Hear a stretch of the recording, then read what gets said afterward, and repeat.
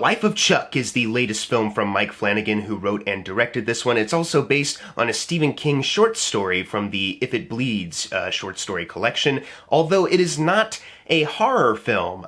This one, I don't really know how to describe. I'm gonna be totally honest with you. You know, I saw it last week at the Regal Mystery Movie, and I was like, man, I really don't know how to, like, describe the plot or the characters without potentially, like, giving something away or, like, misleading people into thinking the movie's gonna be one thing. So I'll basically just tell you this. It's similar to the short story structure in the sense that it starts off with Act 3. And then the middle is Act 2, and the last chunk of the movie is Act 1. End, middle, beginning, told beginning, middle to end. And throughout this story, you are following the life of Chuck, aka Charles Krantz, played by a couple different actors. I think most famously, Tom Hiddleston. He's top billing, and his face has been plastered on the posters and marketing stuff. But there's some other actors in this film as well that all have different parts to play. But like I said, I can't really tell you what specifically because I don't want to, like, ruin anyone's experience. Because what I knew about this movie going in was that, it was going to be told, in that story structure like I mentioned. I knew it wasn't a Stephen King horror one, and I think you could even tell that from the marketing when they're like, from Stephen King, author of Stand By Me and The Green Mile, they mention all of his dramas instead of his horror films.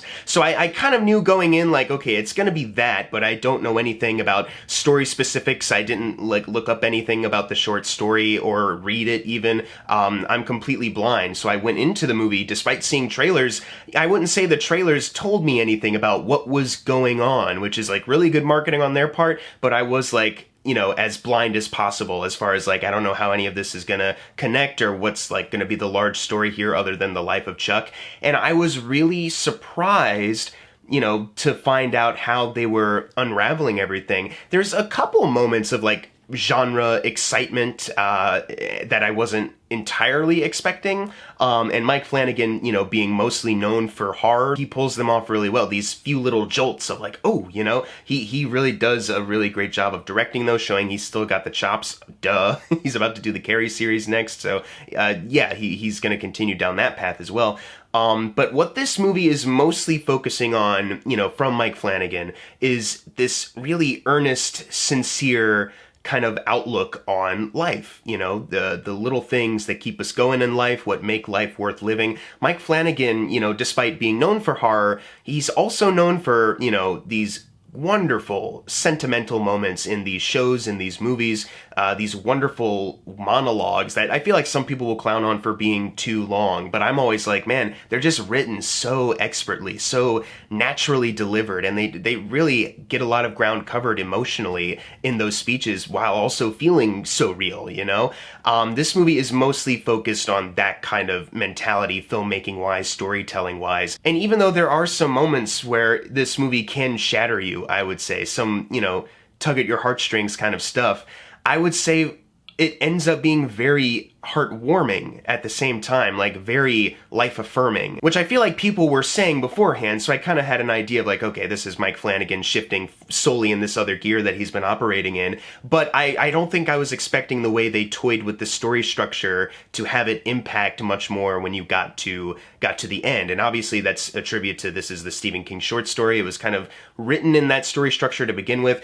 I just feel like these two understand each other, I feel like Stephen King likes a lot of what Mike Flanagan puts out as far as, like, the adaptations, and Mike Flanagan really has a great love for what Stephen King has done, and that's why those adaptations work so well. I just think these two really understand each other, and so when you have a lot of other people who try to adapt King and, they maybe miss the mark or tonally it's a little off, I feel like Mike Flanagan is someone who kind of gets it, or knows, like, specifically when you need to pull back on certain things, when you need to emphasize some other things that were in a King story. I mean, Mike Flanagan is the man who somehow made a book adaptation of Dr. Sleep and a sequel to Stanley Kubrick's Shining, combining two different things.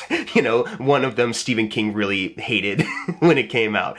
So, if you can do that, I feel like you can do any kind of Stephen King adaptation and have it really work. Like I said, I don't want to ruin anybody's experience, so I can't really talk about many people's character journeys in this. There are a lot of great actors in this. Some of them have worked with Flanagan before. Some of them I think are relatively new, like Tom Hiddleston and Chiwetel Ejiofor, I feel like have not been. But, seeing Karen Gillan back on screen after, working on Oculus so many years ago, ago. Rahul Kohli showing up, or Carl Lumbly, or Kate Siegel, his wife. And I feel like her role in particular, it's one scene, her role, really.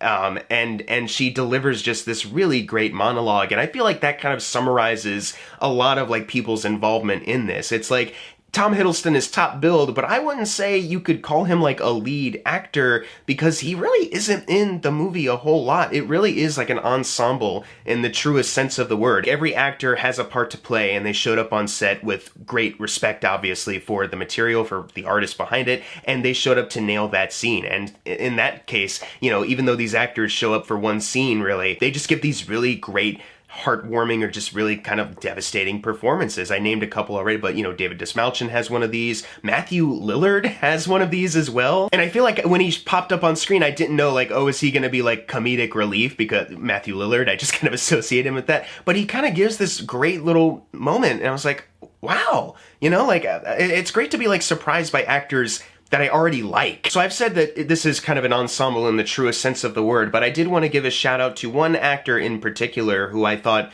was really great.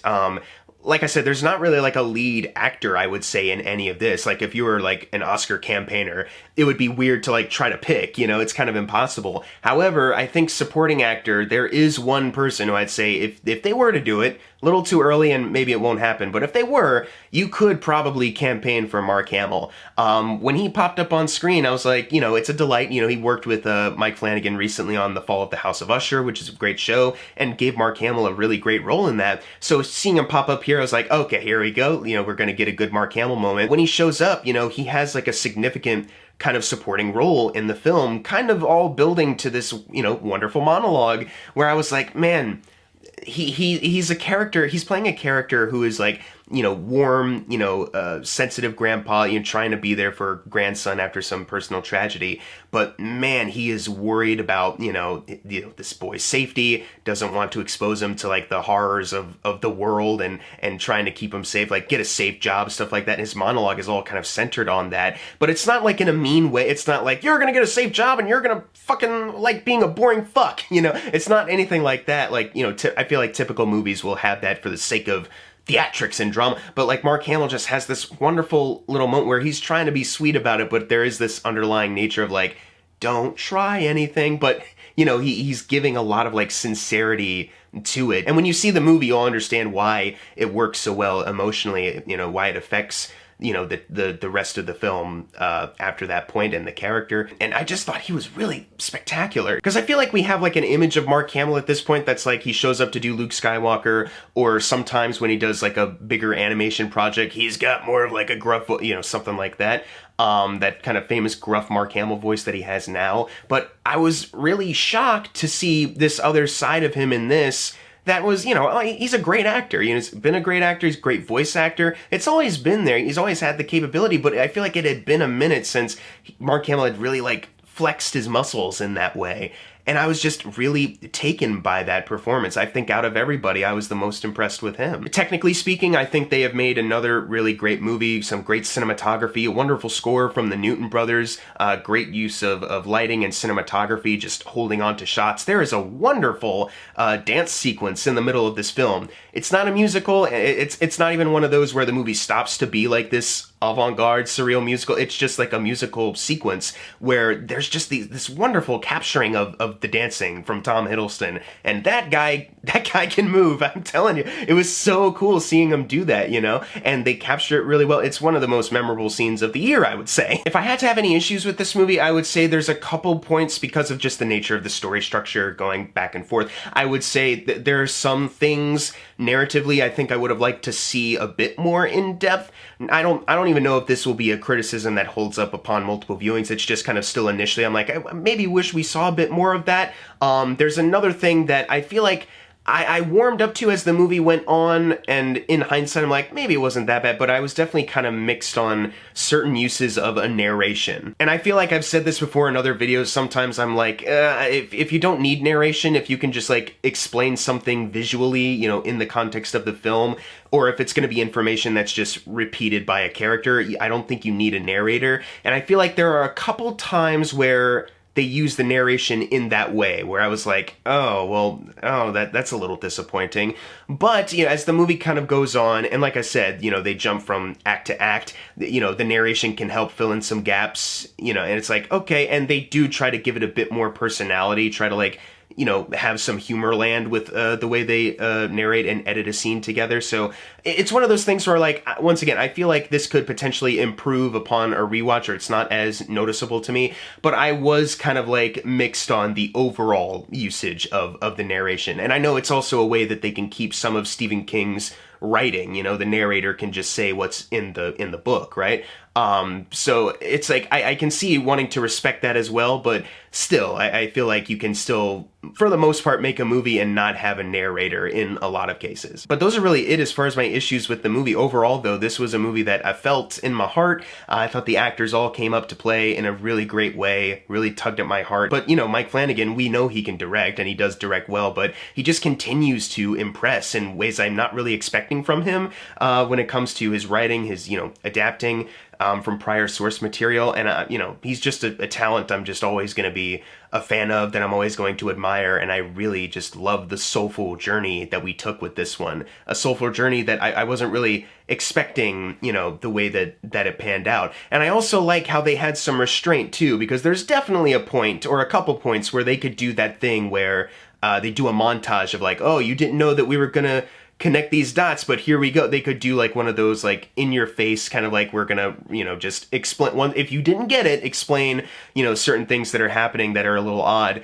But I like their restraint of just trusting the audience that, you know, you're paying attention and you're getting it. I'm gonna give The Life of Chuck an A-. I highly recommend you check this out. It is just it's just a wonderful, kind of joyful experience despite certain moments of heartbreak, you know, but that's just life, which is what this movie is also about. Just the way we move about life, the pains of it, the woes, but, you know, the joy that you can get living life to the fullest.